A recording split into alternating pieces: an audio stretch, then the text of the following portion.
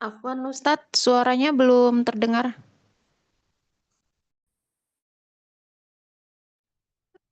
Diklik dulu unmute di bawah kiri. Nah itu unmute. Baik.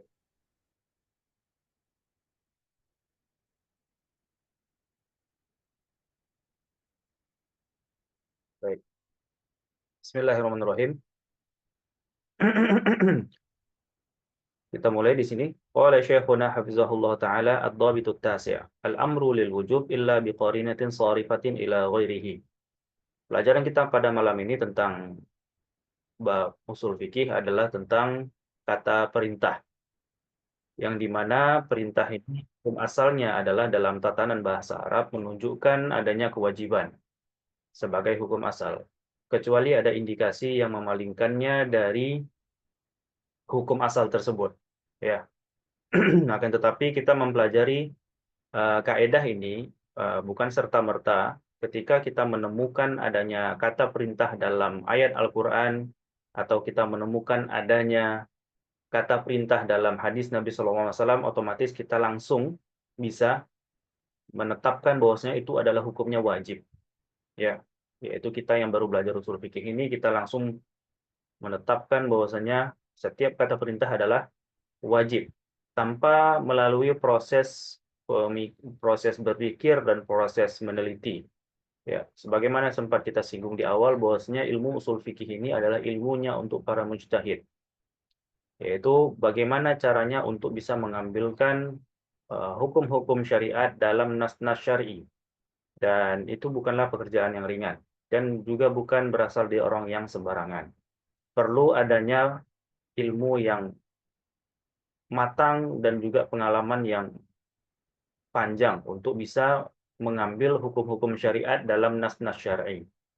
Nah, kita belajar usul fikih di sini bukan untuk melangkaui para ulama kita, bukan. Kita di sini belajar usul fikih untuk bisa memahami cara berpikir para ulama dalam istinbat ahkam syar'i dalam Al-Quran maupun hadis Nabi Shallallahu Alaihi Wasallam. Dengan cara itu kita bisa mengukur atau kita bisa menghargai kerja keras para ulama kita dalam mengeluarkan hukum-hukum syar'i, sehingga kita bisa mengukur sekaligus mengukur atau menakar diri kita di depan para ulama, sehingga kalau misalnya mereka memiliki kesalahan dalam istinbat hukum yang kita anggap itu adalah mungkin kekeliruan, kita masih bisa untuk menghargainya. Nah, kita mempelajari usul fikih ini adalah bagaimana kita bisa memahami proses berpikirnya para ulama dalam menetapkan hukum-hukum syariat. Ya, untuk menetapkan sebuah perintah itu adalah wajib, perlu adanya penelitian yang lebih lanjut. Ya, bukan hanya sekedar melihat satu atau dua dalil lalu otomatis kita katakan oh ini adalah kewajiban. Tidak, ya, perlu adanya ilmu yang matang dan pengalaman yang panjang. Baik. Kemudian dikatakan di sini oleh Syekh Aiman Musa hafizahullah, hal hadzal amru yaqtadil awjub am yaqtadil istihbab? Apakah perintah ini menunjukkan adanya kewajiban atau menunjukkan adanya uh, sunnah, ya.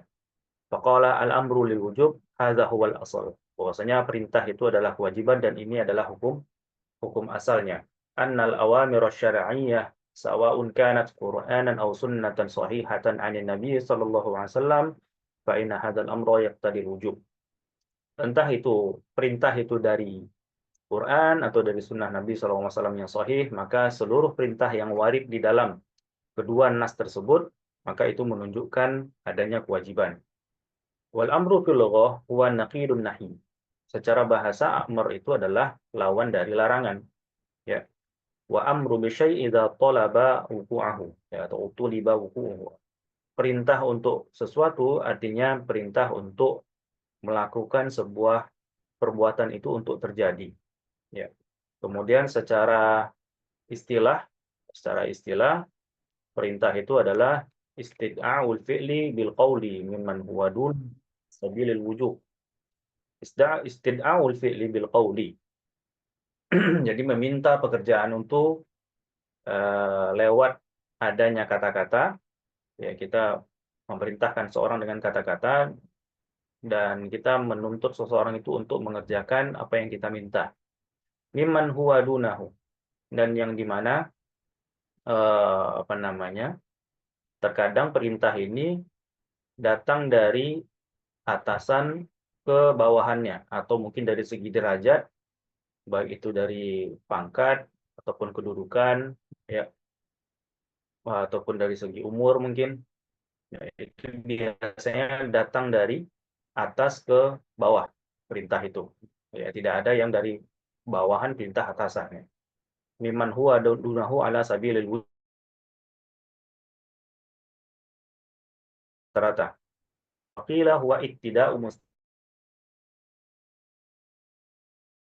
fi'li. Wa qila huwa talabul fi'li bil qawli ala wajhil 'ulu. Nah, terkadang perintah itu adalah datang dalam bentuk perkataan atau datang dalam bentuk perbuatan. Ya, li'annal amra qad yakunu minal a'la. Ka qaulihi ta'ala wadhkurullaha min ma'dudat. Ya. Dan ingatlah Allah di hari-hari yang telah ditentukan, yaitu di hari-hari tasyrik. Ya, fahadza amrun minallahi azza wa jalla bil qaul, dan ini adalah perintah dari Allah azza wa jalla dengan perbuatan. Ya.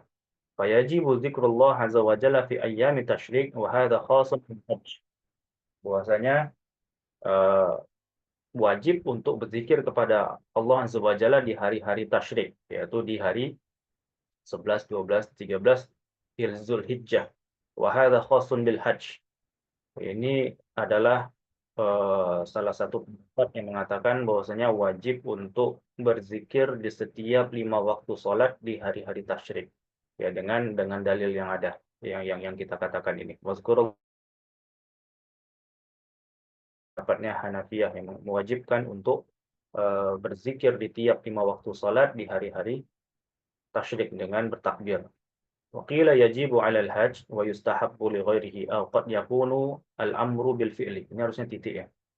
Waqila yajibu 'alal hajj wa yustahabbu li ghairihi, dan dikatakan qila jadi eh, dalam fan fikih dan usul fikih, kalau disebutkan dengan silah tamrid dengan qila, itu artinya pendapat lemah. Waqila yajibu haji wa yustahabbu li ghairihi, dan dikatakan eh, dalil ini adalah kewajiban bagi orang yang berhaji tapi tidak, atau disunahkan untuk orang yang selain haji. Dan terkadang perintah itu berupa perbuatan. Ya, qaulihi ta'ala wa aqimus shalah wa atuz zakah warka'u marraqin. Dan terkadang perintah itu datang dalam bentuk perbuatan, atau misalnya kita kerjakannya dalam bentuk perbuatan. Kalau tadi kita kerjakan dalam bentuk perkataan, yang ini kita kerjakan dalam bentuk perbuatan. Wa aqimus sholata wa atuz zakata warka'u ma'arraqiin. Dan dirikanlah salat, kemudian kerjakan, tunaikan zakat, kemudian rukuklah bersama orang-orang yang rukuk. Fahadha amrun la yanfadhu illa bil fi'li wa huwa ada'us shalah wa ita'iz zakah wa ita'uz zakah. Hadha huwal amr. Dan perintah ini tidaklah bisa terrealisasi lalu kita kerjakan, yaitu melaksanakan sholat dan menunaikan zakat. Ini adalah perintah untuk dikerjakan melalui perbuatan. Yang di awal tadi perintah yang harus dikerjakan dalam bentuk perkataan. Idza ja'akal amru if'al wa kana al-amru a'la minal ma'mur wajaba 'alal ma'mur an yamtathila hadzal amra. Seandainya telah datang perintah, ya, berupa dalam bentuk if'al, ya, wa kana, dan yang memerintahkan itu lebih tinggi derajatnya daripada orang yang diperintahkan, maka wajib bagi orang yang diperintahkan untuk mengerjakan perintah tersebut, ya. Nah, kemudian wa qawluhu al-amru li wujub kama dzakarna fa jumlatu dzalika anna al-amra idza jaa mujarradan fa innahu yaqtadi al-wujub 'ala ar-rajih min aqwali ahli al-ilmi. Bahwasanya hukum asal perintah itu jaa mujarradan, artinya apa? Jaa datang tanpa ada indikasi, jadi disebutkan perintah itu secara mutlak. Nah, menurut pendapat yang kuat itu adalah mengandung hukum wajib. Ya, hadza qaulul a'immatil arba'ah, dan ini adalah pendapat 4 mazhab. Waqad tawatarat adillatu ala anna al-amr ja'a mujarradan fa innahu yaqtadil wujub wa minal adillah ala dzalika qauluhu ta'ala wa ma kana lil mu'minin wala mu'minatin idza qada Allahu wa rasuluhu amran an yakuna lahumul khiyarah min amrihim wa man ya'sillaha wa rasulahu faqad dhalla dhalalan mubina. Dan di antara dalil bahwasanya perintah ini adalah wajib, ya, firman Allah Subhanahu wa taala, layak bagi seorang mukmin dan mukminah ketika Allah dan Rasulnya telah menetapkan sebuah perkara dan kemudian mereka lahumul khiyarah min amrihi, mereka ini memilah-milih dari apa yang diperintahkan dari syariat. Ya, wa man ya'sillaha wa rasulahu faqad dhalla dhalalan mubina. Barang siapa yang telah bermaksiat kepada Allah dan Rasulnya, maka dia telah sesat dengan kesesatan yang jelas. Di sini dalam ayat ini kita bisa ambil bahwasanya setiap perintah dari Allah dan Rasulnya ketika sudah datang dari syariat, maka itu adalah kewajiban. Apa indikasinya bahwasanya itu adalah kewajiban yang tidak boleh kita tinggalkan? Bahwasanya Allah mengatakan apabila mereka itu memilah-milih perintah, maka Allah katakan telah bermaksiat kepada Allah dan Rasulnya. Ini membuktikan bahwasanya perintah itu adalah kewajiban. Dan barang siapa yang menyelisihi perintah Allah dan Rasulnya, dan dia dalam kesesatan yang jelas. Ya. Kemudian di antara dalilnya yang lain adalah fayahdharil ladzina yukhalifuna an amrihi an tusibahum fitnatun aw yusibahum adzabun alim. Dan hindarilah orang-orang yang menyelisihi perintah Allah, ya, an tusibahum fitnah aw yusibahum adzabun alim, karena mereka akan tertimpa fitnah dan tertimpa azab yang pedih. Ini membuktikan bahwasanya seluruh perintah dari syariat itu adalah menandakan kewajiban, karena Allah mencela di dalam ayatnya terhadap orang-orang yang menyelisihi perintahnya, yang mana mereka akan ditimpakan dengan azab yang pedih. Ya. Juga di dalam hadis Nabi SAW mengatakan, hadis dari Abu Hurairah radhiyallahu anhu, anna Rasulullah sallallahu alaihi wasallam qala laula an asyqa ala ummati la amartuhum bisiwak. Fahuna bayyana Nabi sallallahu alaihi wasallam annahu taraka al-amra bisiwak mukhafatal masyaqqah. Di dalam hadis Nabi sallallahu alaihi wasallam yang menunjukkan bahwasanya perintah itu adalah wajib, hadis tentang siwak. Nabi sallallahu alaihi wasallam mengatakan, sekiranya siwak itu tidak memberatkan atas umatku, maka aku akan memerintahkan mereka untuk bersiwak. Di dalam lafaz lain dikatakan, la'amr siwak inda kulis shalah. Aku akan memerintahkan mereka untuk bersiwak setiap kali hendak melaksanakan sholat. Nah, di dalam hadis ini Nabi SAW mengatakan bahwasanya setiap perintah yang datang dari Nabi SAW itu fungsinya adalah untuk menerapkan kewajiban atau mengeluarkan hukum kewajiban. Sehingga itulah sebab kenapa Nabi SAW tidak memerintahkan umatnya untuk bersiwak. Karena itu akan menjadi kewajiban dan otomatis akan memberatkan umatnya. Nah, ini adalah salah satu indikasi yang memalingkan perintah dari kewajiban, yaitu dengan kata laula an syuqqa ala ummati, itu adalah lafaz dalam hadis yang memalingkan kewajiban. Bahwasanya kenapa itu tidak diwajibkan atau kenapa itu tidak diperintahkan secara langsung oleh Nabi SAW? Karena itu akan memberatkan umatnya. Nah, memberatkan ini adalah indikasi yang memalingkan perintah dari kewajiban. Kalau tidak, maka siwak akan menjadi wajib kalau tidak ada indikasinya. Ya. Kemudian lanjutkan, Syekh Aiman Musa hafizahullah mengatakan, "Tsumma sabaqa wa qad bayyana al-awamir an-nubuwiyyah faqad yakunu al-amru litashri' wa qad yakunu al-amru lil maslahah wa qad yakunu al-amru amru 'adiyyin fardiyyin. Fa min at-tashri' ma qusida minhu an yakuna syar'an li ummatil islamiyyah wa yakunu laziman liman sami'ahu." Terkadang perintah ini sifatnya untuk pensyariatan, dan terkadang perintah ini untuk maslahat, dan terkadang perintah ini hanya sekedar kebiasaan, sifatnya kebiasaan. Ini adalah hal-hal yang nantinya akan memalingkan kewajiban dari perintah. Ya. Kalau misalnya itu adalah tasyrik, artinya merupakan pensyariatan, Ya, seperti contohnya di sini, mislu qaulihi sallallahu alaihi wasallam, "Shallu kama ra'aitumuni usolli." Salatlah sebagaimana kalian melihatku salat. Wa qaulu sallallahu alaihi wasallam, "La ta'khudhu anni manasikakum fa inni la adri la'alli la ahujju ba'da hujjati hadhihi." Hendaklah kalian mengikuti manasik hajiku ini. Sungguhnya aku tidak tahu entah aku ini akan berhaji atau tidak setelah hajiku ini. Ya. Wa qaulu sallallahu alaihi wasallam, "Asbighul wudu'a wa balik fil istinsyaq ila an takuna sha'iman." Sempurnakanlah wudu dan bersungguh-sungguhlah dalam beristinsya kecuali dalam kondisi berpuasa. Fahadhihi wa nazairuhu min al-awamir allati ja'at fil Qur'an aw fi sunnah nawawiyyah sahihah tadullu anna hadzal amra syar'un wa yajibu al-imtithalu lahu wa qad yakunu al-amru li maslahah. Ini harusnya titik juga ini. Dalam pensyariatan rata-rata ketika Nabi SAW menunjukkan sebuah atau tata cara amalan syariat itu semuanya rata-rata atau secara ghalibnya itu menunjukkan adanya indikasi kewajiban terhadap amalan tersebut yang berkaitan dengan syariat atau tata cara ibadah. Ya, seperti misalnya kita lihat di sini tata cara sholat, haji, dan berwudu. Nah, semua tata cara yang disebut oleh Nabi SAW dalam kalimat perintah itu rata-rata adalah kewajiban yang wajib untuk dikerjakan. Dan terkadang perintah itu untuk maslahat.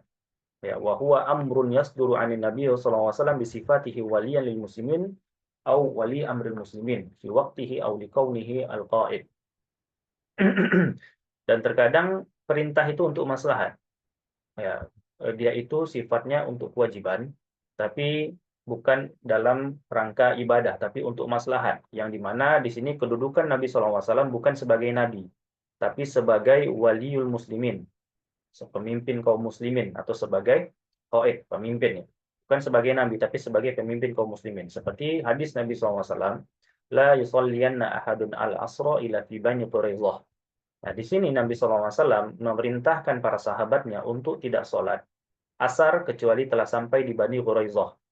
Nah, di sini perintah ini, ya, ya, la yusalliyanna ahadun al-asra illa fi Bani Quraidah. La yusalliyanna ini lebih tepatnya bukan perintah, ya, tapi ini kalimat larangan. Ya. Seharusnya ini masuk ke dalam bab nahi, ya, bab nahi bukan dalam bab amr. Ya, tapi kalau mungkin kita ambilkan contoh, terkadang Nabi SAW memerintahkan sesuatu atau mungkin melarang sesuatu, bukan sebagai dalam beliau adalah Rasul atau beliau sebagai Nabi, terkadang untuk maslahat. Seperti ini misalnya, terkadang beliau melarang sesuatu, tapi bukan untuk dalam rangka sifatnya yang kalau tidak dikerjakan akan apa namanya, akan berdosa, ya. Artinya ini tidak muncul dalam pensyariatan, ya, bukan untuk pensyariatan. Nah, makanya di sini para sahabat dalam mentafsirkan kalam Nabi SAW dalam hal ini berbeda pendapat. Apakah Nabi SAW ini memerintahkan jangan sholat asar meskipun keluar waktunya, kecuali sholat di Bani Quraidah, atau Nabi SAW memerintahkan kita untuk cepat-cepat sehingga kita bisa sholat asar di Bani Quraidah. Nah, setelah kejadian ini berlangsung, Nabi SAW tidak mengingkari, ya, kejadian tersebut yang dimana para sahabat berbeda pendapat. Ya, terkadang perintah itu bermakna maslahat atau terkadang perintah itu bermakna irsyad. Ya, seperti Nabi SAW memerintahkan untuk kita untuk melaksanakan sahur. Ya, yang dimana ini salah satu indikasi, ya, salah satu indikasi yang memalingkan perintah itu dari kewajiban. Iya, sebenarnya Nabi SAW mengatakan tasahharu fa inna fis sahur barokah. Hendaknya kalian ini bersahur. Sehingga di dalam sahur itu ada keberkahan. Nah, ini perintah ini menunjukkan adanya sunnah, bukan kewajiban. Ya. Kemudian au qad yakunu amrun adiyan ka an ya'muru sayyid al-khadima an yaftah al-baba au an ya'tiya bi ta'amin aw syarabin aw bi dzabhin syatin wa ghairiha wa hadha la yalzamuhu al-wujub. Dan terkadang perintah itu hanya sifatnya adi, sebuah kebiasaan, seperti misalnya seorang tuan menyuruh pelayannya untuk membukakan pintu atau mendatangkan makan atau minuman atau menyembelih hewan dan semisalnya. Dan ini tidak melazimkan wujub. Wajib di sini maksudnya la yalzamuhu al-wujub, wujub syar'i, ya. Karena kalau misalnya Seorang tuan sudah memerintahkan pelayannya, itu pasti sifatnya wajib yang kalau misalnya tidak dilaksanakan pasti akan dicela. Nah, namun yang kita bicarakan di sini adalah wajib wajib syar'i, yang mana itu adalah pensyariatan, yang mana di awal kali kita contohkan. Ya. Kemudian qala Syekhuna hafizahullah, al-amru lil wujub illa biqarinatin sharifatin ila ghairihi. Bahwasanya perintah itu adalah untuk kewajiban kecuali adanya indikasi yang memalingkannya dari kewajiban. Contohnya di sini, misalu ma surifa minal wujub ila nadab. Hal yang memalingkan wajib ke yang sunnah. Idza dakhala ahadukumul masjida falyarka' rak'ataini qabla an yajlisa. Fa huna amrun bis shalah qabla al-julus. Qala falyarka' wa hadhihi qarinatun musighatun min siyaqil wujub allati sata'ti. Dan di antaranya adalah apabila salah satu dari kalian masuk masjid, hendaknya kalian sholat 2 rakaat sebelum kalian duduk. Ya. Idzan law kana hadzal nasu mujarradan lakunna inna sholata rak'ataini inda dukhuli masjid wajibah. Seandainya kalau misalnya kita katakan dalam hadis ini tidak ada indikasi yang memalingkannya dari kewajiban, karena apa? Karena ada sigoh perintah di situ, falyarka. Maka kita katakan sholat tahiyatul masjid itu adalah wajib. Lakin lama qala sallallahu alaihi wasallam khamsu shalawatin fil yaumi wa lailah. Faqala hal alayya ghairuhu? Qala la illa an tatawwa'a. Nah, Nabi SAW pernah ditanya tentang masalah sholat 5 waktu dalam sehari semalam. Kemudian ada salah seorang sahabat mengatakan, apakah ada lagi kewajiban selain yang sholat 5 waktu itu? Maka Nabi SAW mengatakan tidak, kecuali yang selebihnya adalah sholat sunnah. Nah, hadis Nabi SAW yang mengatakan illa an tatawwa'a adalah indikasi yang memalingkan hadis-hadis perintah dalam sholat selain sholat 5 waktu itu adalah menunjukkan sholat tersebut adalah sholat sunnah. Ya, karena Nabi SAW mengatakan tidak ada sholat wajib selain sholat yang lima waktu. Berarti sholat yang lain entah itu fardu kifayah, entah itu sunnah muakkadah atau sunnah. Ya. Fabayyana Nabi SAW anna ma zada anis shalawatil khams laisa biwajibin. Bahwasanya Nabi SAW mengatakan sholat yang 5 waktu itu bukanlah kewajiban. Waqad yusraful amru minal wujub ilal ibahah. Faqaulihi ta'ala wa idza halaltum fastadu. Terkadang perintah itu bisa memalingkannya dari kewajiban menuju kebolehan. Wa idza halaltum fastadu. Apabila kalian telah bertahallul, maka hendaknya kalian untuk apa namanya berburu ya. Hendaknya kalian berburu. Nah, apakah di sini dalam ayat Allah Subhanahu wa taala mengatakan kita diwajibkan untuk berburu? Ya. Maka dikatakan la yufhamu minhu al-wujub wala al-istibab, innama yuradu bihi al-ibahah li'anna al-amru 'ada ila ma kana 'alaihi qabla al-hadr. Ya. Nanti kita akan masuk pembahasan tentang al-amru ba'dal hadr. Larangan yang datang setelah adanya perintah. Ya. Seperti masalah seperti ini. Ya. Ketika kita dalam keadaan muhrim, kita dilarang terhadap hal-hal yang sebelum kita muhrim itu dibolehkan. Contohnya adalah berburu binatang. Sebelum kita muhrim itu diperbolehkan. Nah, ketika muhrim ada larangan. Nah, larangan ini kemudian hilang ketika sudah bertahallul. Kemudian Allah perintahkan fastadu, yang menandakan bahwasanya perintah ini adalah pembolehan terhadap sesuatu sebelum muhrim. Ya, ini menunjukkan wajib di sini bukan untuk perintah di sini bukan untuk wajib tapi untuk ibahah. Ya, nanti akan kita bahas al-amru ba'dal hazar setelah ini insyaallah. Kemudian misal zalika aidan qauluhu azza wa jalla fa idza qudiyatis shalah fantashiru fil ard. Yuradu biha liba wa hadza sayatina qariban. Dan begitu juga dalil apabila salat telah dilaksanakan hendaklah kalian bertebaran di muka bumi. Ya. Ini juga menunjukkan akan adanya kebolehan setelah adanya perintah, bukan menunjukkan kewajiban. Qala Syekhuna hafizahullah wa lahu siyaghun masyhurah. Dan di antara bentuk-bentuk perintah ya, itu ada bentuk-bentuk khusus di dalam tatanan bahasa Arab. Ya, usul fikih itu sangat kuat kaitannya dengan bahasa Arab. Untuk bisa mengetahui hadis atau ayat ya, itu adalah sebuah perintah, tentu kita harus mengetahui bahasa Arabnya. Yang mana yang menunjukkan adanya kata-kata perintah. Nah, di antaranya adalah if'al. Ya, ketika misalnya itu adalah sulasi mujarrad, maka salah satu kata perintahnya adalah dengan wazan if'al. Ya, wazan if'al. Seperti contohnya if'al, uf'ul, ya. Seperti itu ya, if'al, uf'ul, af'il dan semacamnya, ya. Seperti misalnya utslu ma uhiya ilaika minal kitab. Bacalah apa yang telah kami wahyukan kepada kamu dari kitab. Ya, ini adalah kata perintah utslu dengan wazan uflu, apa namanya? Uf'ul. Ya, begitu juga udu'u dengan wazan uf'ul. Ya. Udu'u ila sabili rabbika bil hikmah wal mau'izah al hasanah wajadilhum billati hiya ahsan. Allah memerintahkan kita untuk hikmah dalam berdakwah, ya, dan dengan lemah lembut dan kebaikan. Dan adapun kalau misalnya kita perlu untuk berdebat, berdebatlah dengan cara yang baik. Ini adalah menunjukkan bahwasanya itu adalah perintah, ya.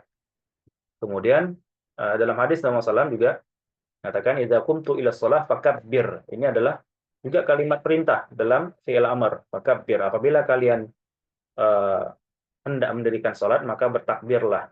Ya, bertakbiratul ihram, ya, yang menunjukkan itu adalah perintah. Ya, begitu juga summa qra. Nah, summa qra ini juga adalah kalimat perintah atau fi'il amr. Ya, summa raka, summa rfa. Ya, ini semua adalah summa sujud. Ini semuanya adalah kalimat perintah fi'il amr, ya. Kemudian sighah selanjutnya adalah isim fi'il amr. Isim fi'il amr. Nah, ini nanti bisa dipelajari dalam bahasa Arab apa itu isim fi'il amr, ya. Di antaranya adalah ayyuhallazina amanu alaikum anfusakum ay ilzamuha. Isim fi'il amr di sini adalah alaikum.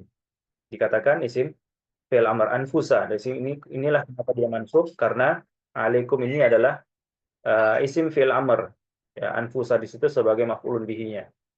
Ya, alaikum anfusakum artinya ilzamu anfusakum. Ya, itu adalah salah satu bentuk kata perintah. Alaikum bisunnati, begitu juga. Wa sunnati khulafai rasyidin, ya. Nah, itu adalah kalimat perintah, ya. Kemudian wa qauluhu ta'ala wal qailina li ikhwanihim halumma ilaina wa la ya'tuna al-ba'sa illa qalila. Begitu juga kalimat halumma di sini adalah kalimat perintah yang dalam bentuk isim fi'il amr, ya. Begitu juga dalam azan, ya, hayya 'alas shalah. Apa maksud kata hayya di situ? Ya, aqbilu ila shalah. Yang mana itu adalah isim fi'il amr. Nah, isim fi'il amr ini perlu kita ketahui nantinya di dalam tatanan bahasa Arab. Kemudian sighah selanjutnya adalah al-masdar an-naib an fi'lil amr. Adanya masdar yang menempati posisi fi'il amr. Ya, sebagaimana kita ketahui masdar ini adalah isim, tapi dia menempati fi'il amr. Contohnya faiza laqitumul ladzina kafaru fadorbar riqab. Nah, dorba itu masdar. Kalau dari kata doriba, doroba yatribu. Ya, dorbun. Nah, itu adalah masdarnya. Nah, tapi kata masdar di sini atau isim masdar di sini bukan hanya sekedar isim, tapi dia ternyata adalah fi'il amr. Dikatakan al-masdar an-naib an fi'il amr. Masdar yang menggantikan posisi fi'il amr. Ya. Takdirnya wa takdiruhuna idza laqitumul ladzina kafaru fadribu riqab. Ya. Apabila kalian telah menemukan orang-orang kafir, nah, fadribu riqab, maka perangilah mereka. Ya. Nah, dorba di situ maksudnya idribu. Wa kadzalika min as-siyagh allati tadullu 'ala al-wajib al-mudhari al-maqrum bilam al-amr. Di antara kata perintah adalah adanya fi'il mudhari kemudian diikuti adanya lamul amr, lam perintah yang menjazmkan fi'il mudhari tersebut. Ya, karena ada lam, huruf lam yang juga masuk kepada fi'il mudhari tapi tidak menjazmkan, ya. Nah, yang menjazmkan itu adalah lamul amr. Contohnya litu'minu billahi wa rasulihi wa tu'azziruhu wa tuwaqqiruhu. Nah, ini adalah lamul amr yang masuk kepada fi'il mudhari karena dia menjazmkan fi'il mudhari. Berarti dia adalah perintah. Liyunfiq zu sa'atin min sa'ati. Hendaknya orang yang memiliki kelapangan dalam nafkah, maka hendaknya dia luaskan nafkahnya kepada orang-orang yang dia nafkahi. Nah, liyunfiq ini artinya perintah. Karena ada apa? Karena ada lamul amr yang masuk kepada fi'il mudhari dan menjazmkan fi'il mudhari tersebut. Ya. Ya.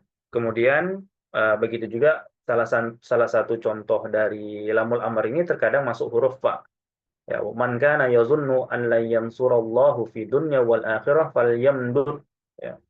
Falyamdud di situ ada huruf fa kemudian masuk kepada fi'il mudhari kemudian menjazmkan. Ini juga adalah perintah, ya. Dan ini juga adalah perintah, ya. Kemudian Wa aidun min as-siyagh allati tadullu 'ala al-wujub lamzu amrin wa ma ushtiqa minhu. Ada lafaz perintah dan terkadang dia bukan langsung memerintahkan, tapi dia seolah-olah ada perintah, yaitu kata yang diambil seolah-olah itu adalah kata perintah. Misalnya contohnya firman Allah, wa idz qala Musa liqaumihi innallaha ya'murukum an tazbahu baqarah. Nah, di sini ada, apakah ada kalimat perintah yang sebagaimana kita pelajari tadi, seperti misalnya ada fi'il amr, ya, enggak ada juga. Fi'il mudhari ada lamul amr, enggak ada juga. Masdar juga tidak ada. Tapi di sini mengindikasikan adanya perintah. Ya, Allah memerintahkan kalian, ya'murukum. Di sini juga fi'il mudhari bukan kalimat perintah karena tidak ada lamul amr. Ya, tapi di sini ada wa mashtuq minhu.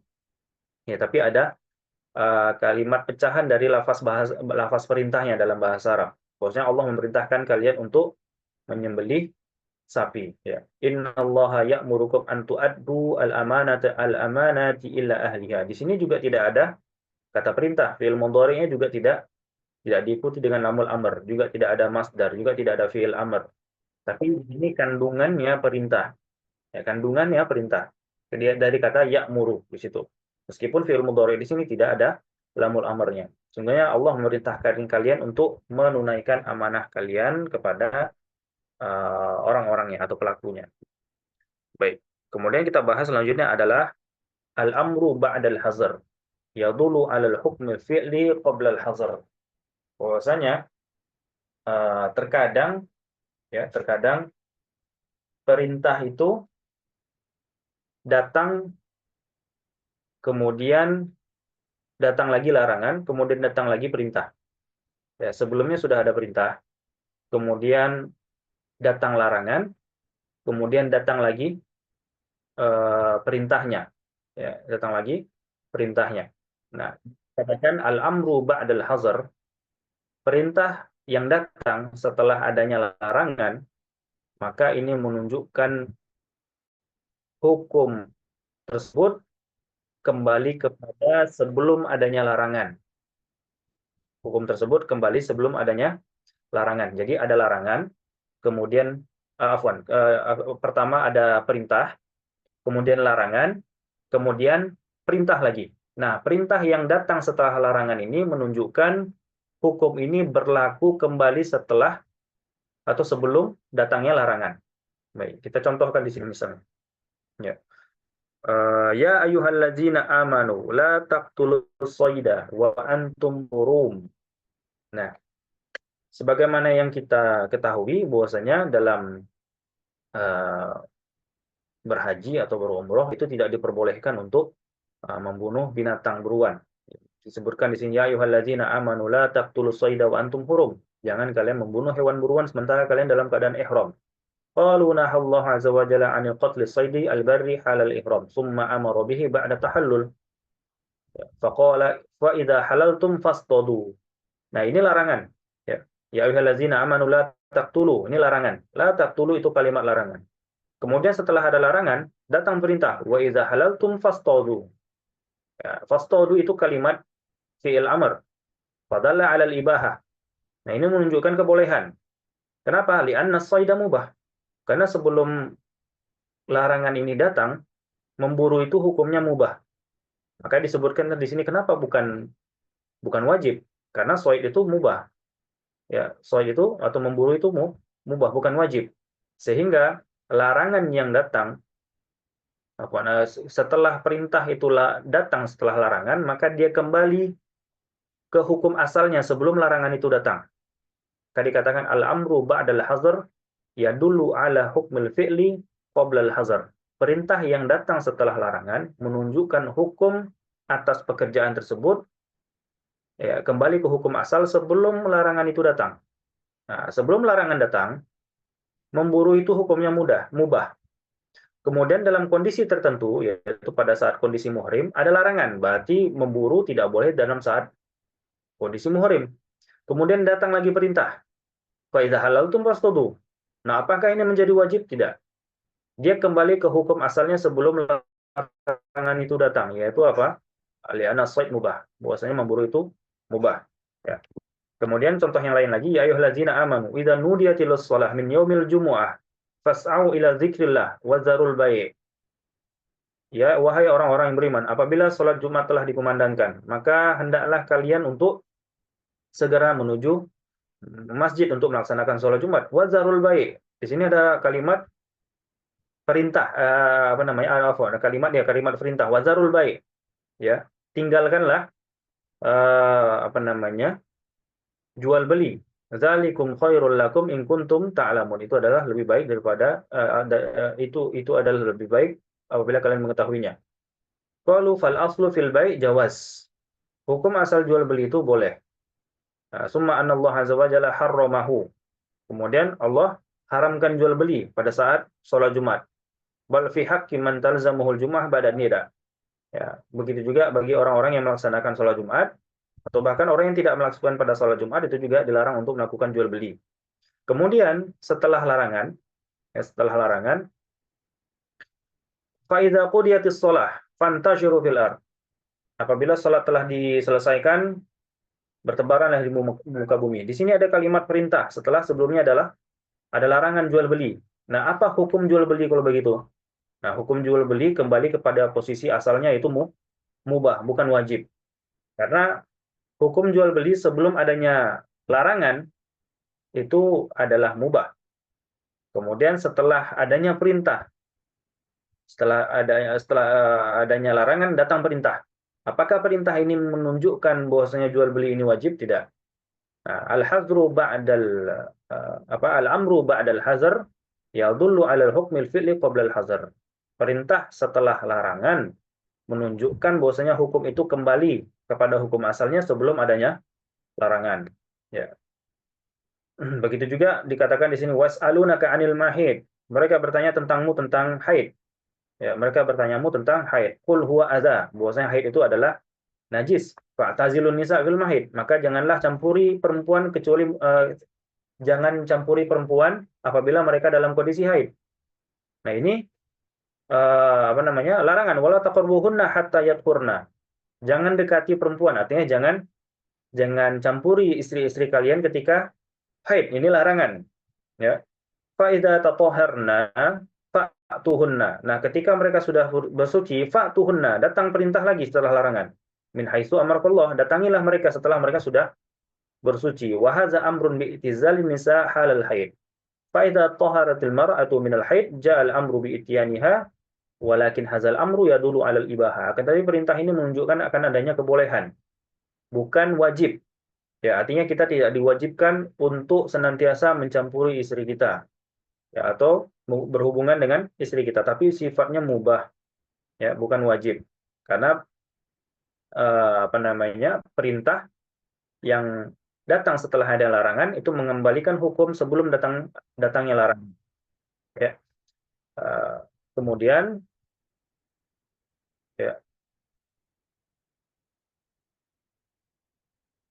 Nah, kemudian di sini ulama memang berbeda pendapat. Ya, sini ulama berbeda pendapat. Ya. Pendapat pertama, ya, sebagaimana kita paparkan di awal tadi, al-amru ba'dal hazar itu yadullu 'alal ibahah. Perintah yang datang setelah larangan itu menunjukkan adanya kebolehan. Ya, seperti yang kita paparkan di awal tadi tentang bolehnya untuk berburu setelah tahallul. Dan rata-rata pendalilan kelompok ini adalah secara umum perintah yang datang setelah larangan itu adalah menunjukkan akan adanya kebolehan.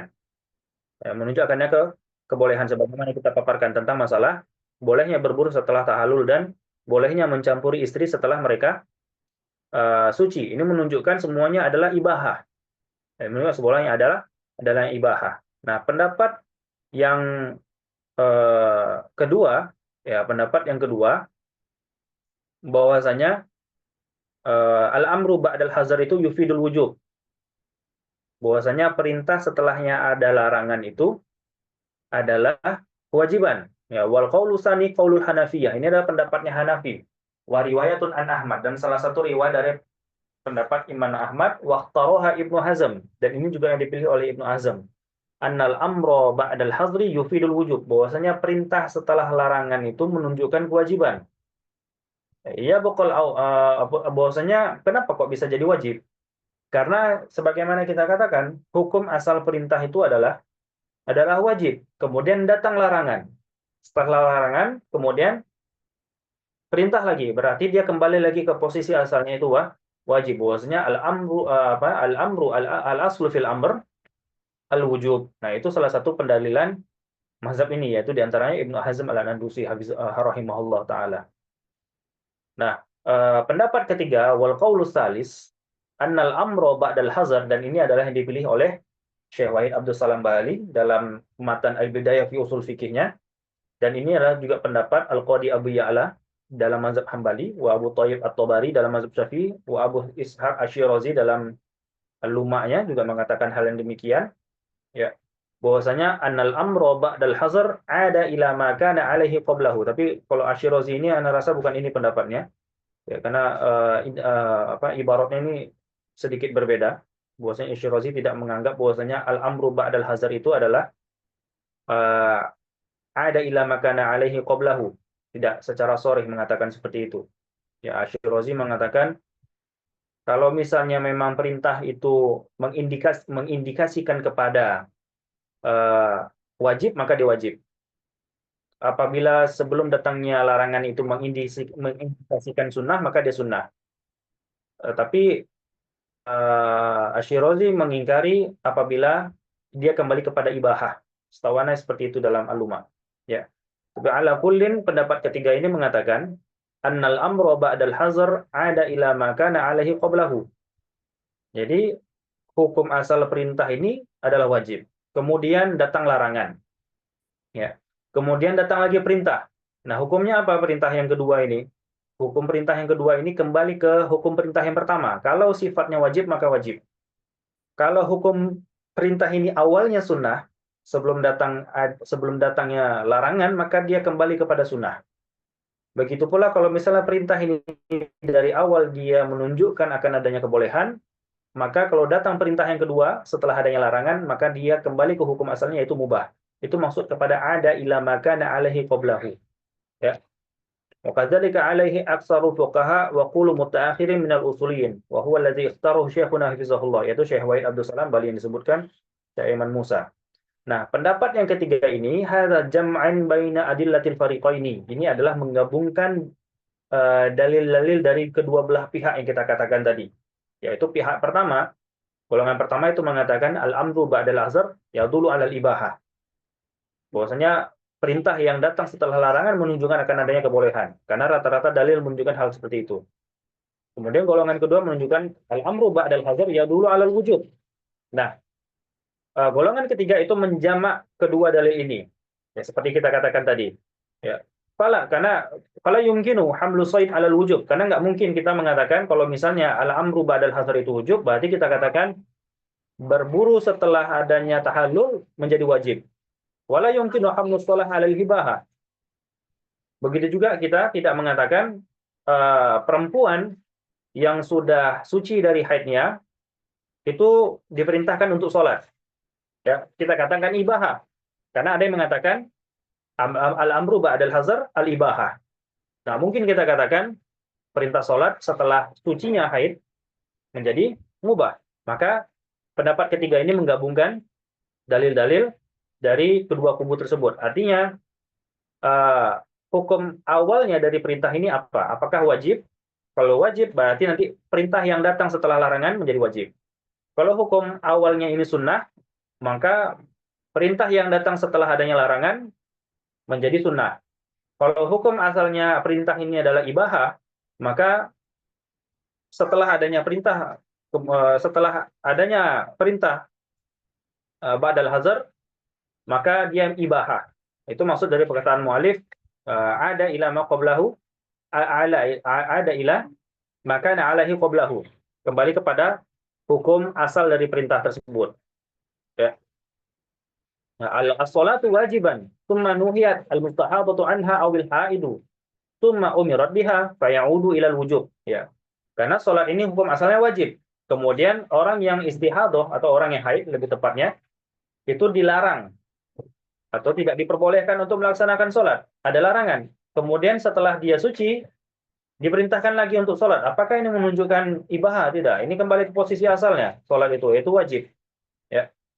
Wa huna kama qulna qabla dzalik anal amra al mutlaq yaqtadi al fawriyah kama bayyana.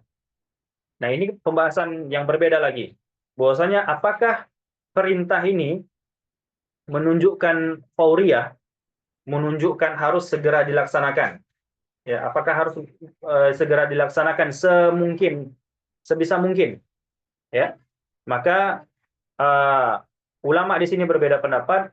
Ada yang mengatakan perintah itu hukum asalnya menunjukkan segera untuk dilaksanakan sebisa mungkin.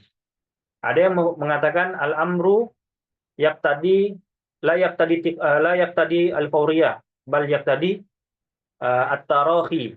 Bahwasanya perintah itu menunjukkan boleh melaksanakan perintah itu dengan adanya jeda tarahi, ya. Dan ini pada kasus haji nantinya, ya, pada kasus haji. Nah, ada yang mengatakan mereka sepakat haji itu wajib. Tapi apakah pelaksanaan kewajiban haji ini sifatnya harus dilaksanakan? Artinya kalau mampu langsung dia daftarkan haji. Begitu juga kalau dia mampu umroh langsung dia beli tiket untuk umroh. Itu namanya fauriyah. Nah, ada yang mengatakan sifatnya tarohi. Ada yang sifatnya tarohi. Artinya kalau sudah mampu untuk umroh, tidak mesti dia langsung melaksanakan umroh. Meskipun dia mampu dan ada waktunya. Namun nanti kalau misalnya dia tidak melaksanakan umroh sebelum dia meninggal dan keburu meninggal, maka dia barulah dikatakan berdosa. Ya, namun yang dipilih oleh Syekh Aiman Musa Hafizahullah bahwasanya al-amru al-mutlaq yaqtadi al-fauriyah. Perintah secara mutlak itu menunjukkan harus dikerjakan dengan segera. Wa kama amarallahu azza wa jalla wa ja'al adillatu 'ala dzalika. Wa yastadillu li hadza bi anna Allah azza wa jalla ankara 'ala iblis 'ada imtithalil amr fawran. Nah, Allah Subhanahu wa taala itu mengingkari iblis ketika disuruh sujud nggak mau sujud. Ya. Qala ma manaka alla tasjuda iz amartuka? Qala ana khairun minhu khalaqtani min narin wa khalaqtahu min tin. Nah, Allah perintahkan pada momen itu kepada iblis untuk sujud kepada Nabi Adam alaihissalam, tapi tidak disegerakan oleh iblis.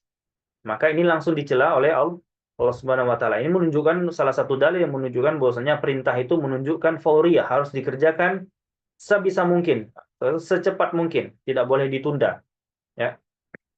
Kemudian begitu juga dalam hadis Nabi sallallahu alaihi wasallam, falamma amara Nabi sallallahu alaihi wasallam sahabata an yatahallalu fi sulhi Hudaybiyah wa lam yastajibu ghadiba Nabi sallallahu alaihi wasallam. Begitu juga pada saat sulh Hudaybiyah. Sebagian sahabat itu ada yang tidak mengerjakan perintah Nabi sallallahu alaihi wasallam. Kemudian Nabi sallallahu alaihi wasallam murka akan hal itu. Ini menunjukkan bahwasanya dalil yang menunjukkan perintah itu menunjukkan harus dikerjakan sebisa mungkin atau secepat mungkin, tidak boleh ditunda. Tsumal qaidatu tsaniyah, al-amru al-mutlaq la yadullu ala tikrar illa bidalil. Perintah mutlak itu apakah harus diulang perintahnya atau cukup sekali saja? Ya, ketika Allah memerintahkan sesuatu atau Rasulullah SAW memerintahkan sesuatu, apakah cukup sekali saja kita perintahkan atau berulang kali?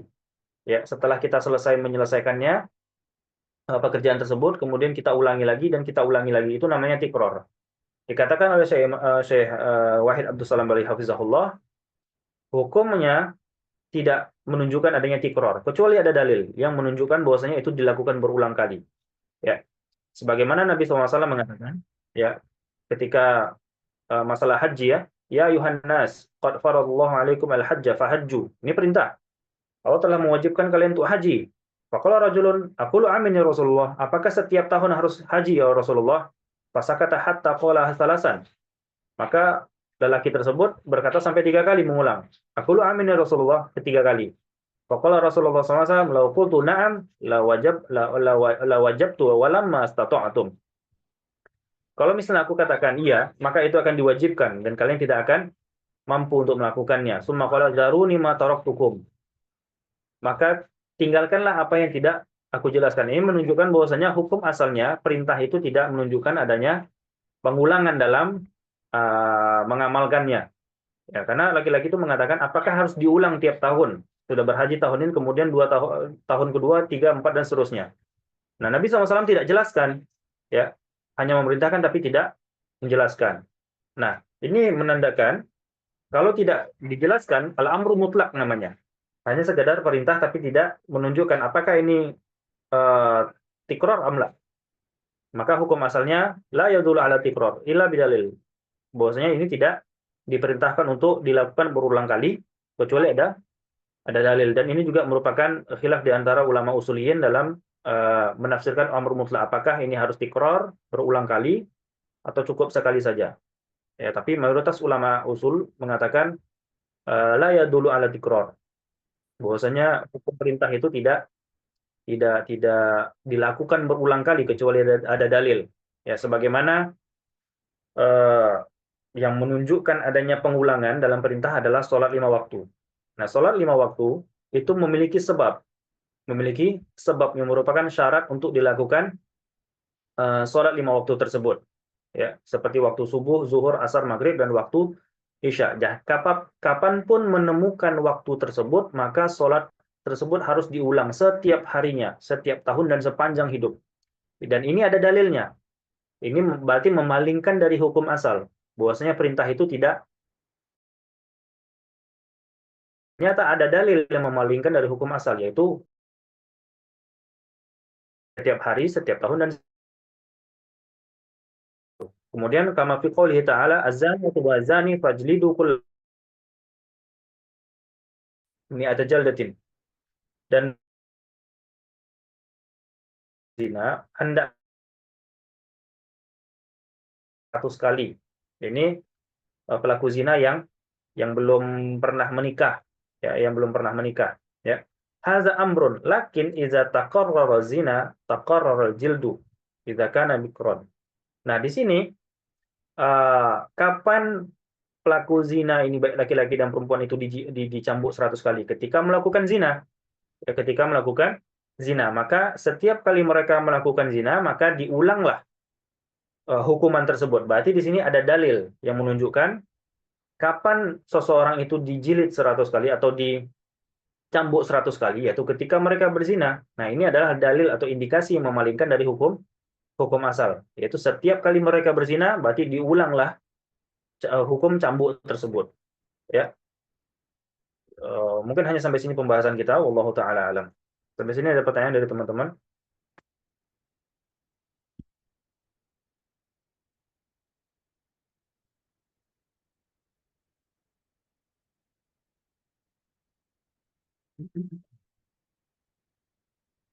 Ini ada pertanyaan dari ikhwah wa akhwat.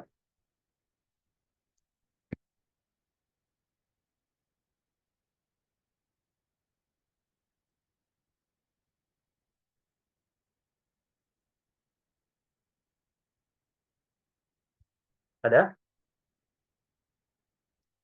Kalau tidak ada, mungkin kita cukupkan dulu sampai di sini. Jazakumullah khairan ala imamikum. Wan, di sini ada pesan. Oke. Baik, silakan bagi yang mau bertanya bisa on mic ya.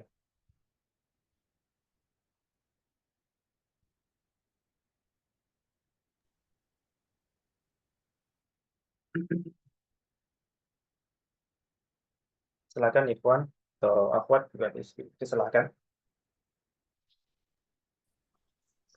Assalamualaikum Pak Ustadz, izin bertanya. Silakan Bu. Assalamualaikum warahmatullahi wabarakatuh. Ini yang terakhir tadi yang zina ya, penjinah yang dicambuk 100 kali itu, yang jinahnya yang sudah menikah atau yang berjinahnya itu belum menikah? Untuk Nah, yang dicambuk 100 kali adalah untuk laki-laki dan perempuan yang melakukan perzinahan dan belum dalam kondisi menikah atau belum pernah menikah. oh iya. Ya, Adapun baik. yang Oh iya, lanjut. adapun yang sudah yang sudah menikah, artinya dalam hubungan suami istri, ya, sudah dalam ikatan pernikahan atau sebelumnya sudah pernah ada ikatan pernikahan, namun dia sudah melakukan hubungan suami istri, kemudian dia cerai, maka kalau dia melakukan perzinahan maka dirajam sampai mati. Iya, baik. Hmm. Ya, baik Pak Ustadz atas penjelasannya. Assalamualaikum warahmatullahi wabarakatuh. Waalaikumsalam warahmatullahi wabarakatuh. Oh, iya. Ada lagi dari ikhwan ataupun akhwat?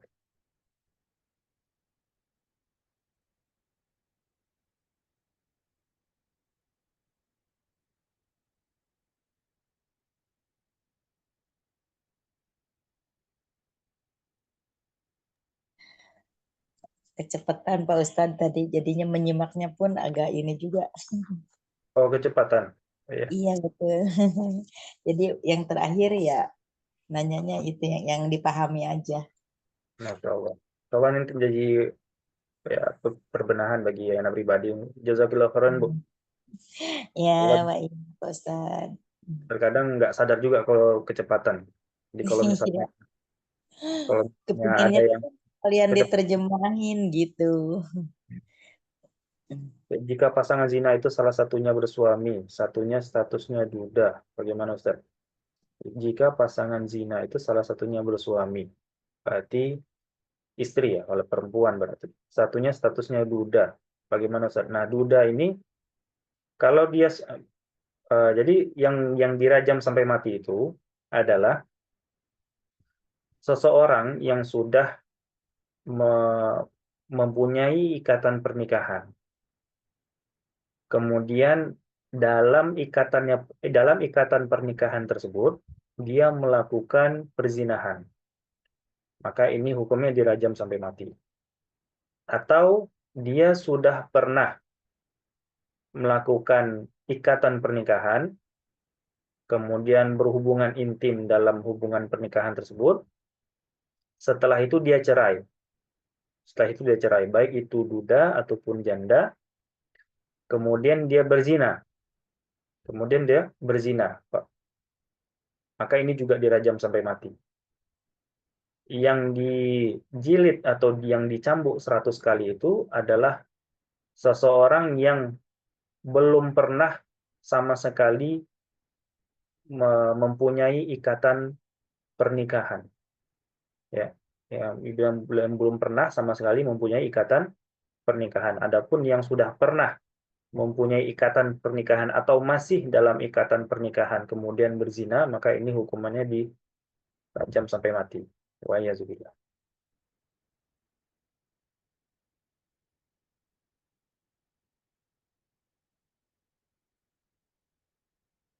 Ada lagi dari ikhwan atau akhwat?